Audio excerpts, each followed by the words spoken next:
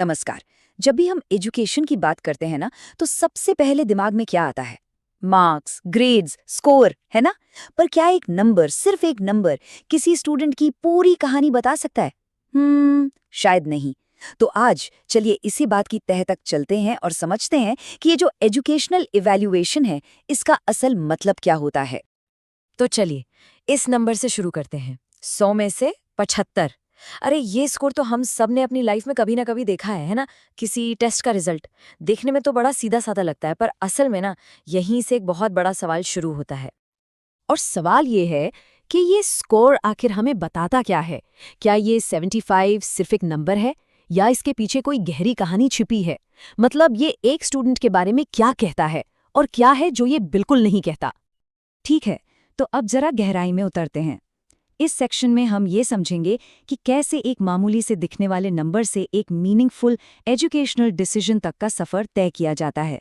ये सिर्फ एक नंबर नहीं है, बल्कि एक पूरे प्रोसेस की शुरुआत है। और इस पूरे प्रोसेस की बुनियाद है ये 3 स्टेप्स: मेजरमेंट यानी मापन, असेसमेंट यानी आकलन, और इवैल्यूएशन यानी मूल्यांकन। सुनने में ये तीनों शब्द एक जैसे लगते हैं और अक्सर लोग इन्हें एक ही समझ लेते हैं, पर इनके मतलब में जमीन आसमान का फर्क है। और जब ये तीनों एक साथ आते हैं तब जाकर पूरी पिक्चर क्लियर होती है। तो सबसे पहला स्टेप है मेजरमेंट या मापन। ये बिल्कुल सीधा साधा है। इसका मतलब है सिर्फ एक नंबर।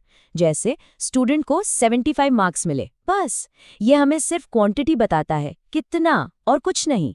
ये हमारा पहला डेटा पॉइंट है। इसके बाद आता है असेसमेंट यानी आकलन। अब यहाँ से कहानी इंटरेस्टिंग होती है। ये उस नंबर के पीछे का क्यों पता लगाने का प्रोसेस है। जब टीचर उस 75 मार्क्स वाली आंसर शीट को देखता है और नोटिस करता है कि अरे, स्टूडेंट ने तो लॉन्ग डिवीजन के सारे सवाल गलत कर दिए हैं, तो ये जो पता लगाना है ना, यही आकलन है। ये हमें क्यों का जवाब देता है। और फिर आता है इवैल्यूएशन यानी मूल्यांकन। ये सबसे बड़ा और सबसे ज़रूरी स्टेप है। अब जब टीचर को पता चल गया है कि प्रॉब्लम लॉन्ग डिवीजन में है, तो वो ये फैसला लेते हैं कि ओके, इस स्टूडेंट को लॉन्ग डिवीजन में एक्स्ट्रा हेल्प की ज़रूरत है। ये जो फैसला है, यही मूल्यांकन है। ये हमें तो क्या का जवाब देता है, मतलब अब आगे क्या करना है। तो अगर इसे सिंपल भाषा में समझे तो मापन बताता है कितना मिला, आकलन बताता है क्यों मिला, और मूल्यांकन बताता है कि अब क्या करना है। जब ये तीनों मिलते हैं तब जाकर एक मीनिंगफुल तस्वीर बनती है। ठीक है, तो ये तो समझ आ गया कि मूल्यांकन क्या होता है। पर सवाल ये है कि एक अच्छा मूल्यांकन क्या होता है? मतलब क्या चीज़ है जो एक टेस्ट को भरोसेमंद और सटीक बनाती है? चलिए अब इसके 2 सबसे ज़रूरी पिलर्स को देखते हैं। तो हाँ, अगर हमारे पास कोई इवैल्यूएशन है, तो क्या चीज़ उसे एक अच्छा इवैल्यूएशन बनाती है? क्योंकि हर टेस्ट या एग्ज़ाम सही हो ये ज़रूरी तो नहीं, है ना? देखिए, एक अच्छे इवैल्यूएशन में 2 चीज़ें होनी बहुत बहुत ज़रूरी हैं। पहली, रिलायबिलिटी यानी विश्वसनीयता, और दूसरी वैलिडिटी यानी वैधता। पहले बात करते हैं रिलायबिलिटी यानी विश्वसनीयता की। इसका सीधा सा मतलब है कंसिस्टेंसी। इसे एक सिंपल से उदाहरण से समझते हैं। मान लीजिए कोई एक वजन तौलने वाली मशीन पर चढ़ता है। वो उसका वजन दिखाती है 70 किलो। वो उतरकर दोबारा चढ़ता है, फिर से 70 किलो, तीसरी बार चढ़ता है, फिर से 70 किलो। इसका मतलब है कि मशीन रिलायबल है, विश्वसनीय है, क्योंकि वो बार बार एक ही रिजल्ट दे रही है। लेकिन अब आता है दूसरा पिलर, वैलिडिटी यानी वैधता। इसका मतलब है एक्यूरेसी। अब उसी वजन वाली मशीन पर वापस चलते हैं। वो मशीन हर बार 70 किलो दिखा रही है, बिल्कुल कंसिस्टेंट है।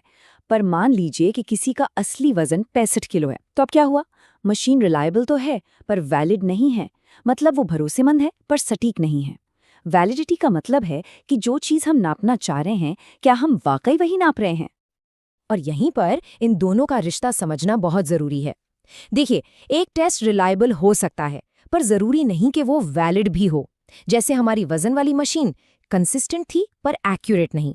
लेकिन अगर कोई टेस्ट वैलिड है, मतलब एक्यूरेट है, तो उसे रिलायबल होना ही पड़ेगा।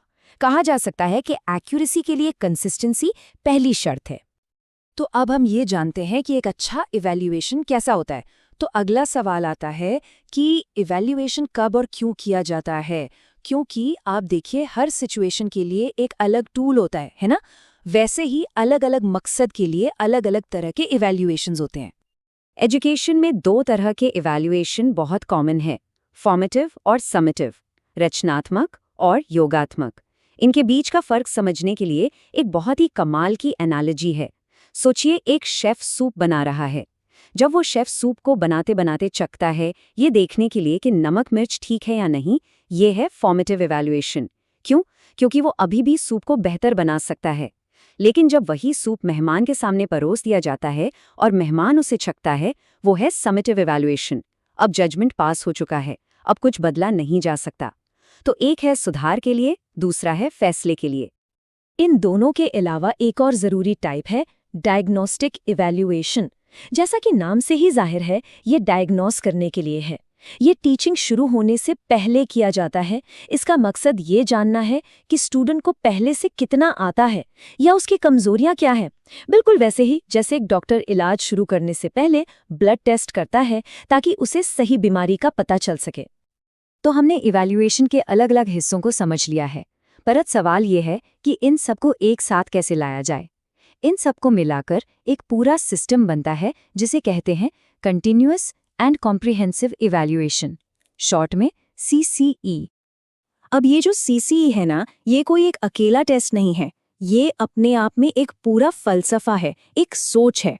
इसका मेन मकसद है फाइनल एग्जाम के स्ट्रेस को कम करना और बच्चे को सिर्फ उसके किताबी ज्ञान पर नहीं, बल्कि उसके ओवरऑल डेवलपमेंट, उसके सर्वांगीण विकास पर परखना। इसके नाम में ही इसकी पूरी कहानी छिपी है। पहला शब्द है कंटिन्यूअस, यानी सतत। इसका मतलब है कि इवैल्यूएशन सिर्फ साल के आखिर में होने वाला एक इवेंट नहीं है, बल्कि ये पूरे साल लगातार चलने वाला एक प्रोसेस है। ये टीचिंग लर्निंग का ही एक हिस्सा बन जाता है। और दूसरा शब्द है कॉम्प्रिहेंसिव, यानी व्यापक। व्यापक का मतलब है कि इसका दायरा बहुत बड़ा है। इसमें सिर्फ स्कोलास्टिक यानी पढ़ाई लिखाई वाले सब्जेक्ट्स जैसे मैथ साइंस ही नहीं आते, बल्कि को स्कोलास्टिक पहलू भी आते हैं। जैसे कि बच्चे की लाइफ स्किल्स कैसी हैं, उसका अपने दोस्तों और टीचर्स के प्रति एटीट्यूड कैसा है, वो आर्ट्स और स्पोर्ट्स में कैसा है, सब कुछ। तो कुल मिलाकर CCE का लक्ष्य बिल्कुल साफ है, एक ऐसा रिपोर्ट कार्ड तैयार करना जो सिर्फ नंबरों की एक लिस्ट न हो, बल्कि वो उस बच्चे की पूरी पर्सनैलिटी का, उसकी पूरी शख्सियत का आईना हो। वो ये बताए कि एक बच्चा एक इंसान के तौर पर कैसे निखर रहा है। और आखिर में एक सवाल जिसके साथ हम आज की बात खत्म करेंगे। हमें ये सोचना होगा कि हमारे स्कूलों में जो इवैल्यूएशन हो रहा है, उसका असली मकसद क्या है? क्या हम ये सब बच्चे को बेहतर ढंग से समझने और उसकी मदद करने के लिए कर रहे हैं, या सिर्फ उस पर पास या फेल का ठप्पा लगाने के लिए? एक सवाल जो सोचने पर